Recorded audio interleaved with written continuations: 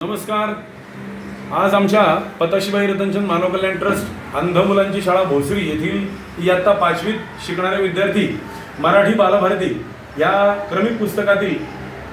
माहेर ही कविता आपल्या समोर सादर करत आहेत आणि ही कविता आपल्यासाठी लिहिलेली आहे. सदाशिव माळी हे या कवितेचे कवी आहेत. तेव्हा आमच्या मुलांच्या सुस्वरातील ही कविता आपण ऐकूया.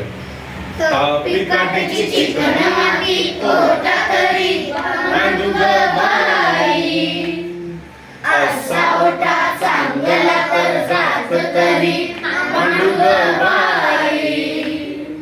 असं जात चांगलं तर सोची तरी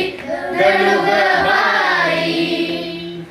अशी सोजी चांगली तर लाडू तरी बांधू ग बाई, असे लाडू चांगले तर शेंगाच्या पदरी बांधू ग बाई, असा शेंगा चांगला तर भाऊराया भेटू ग बाई,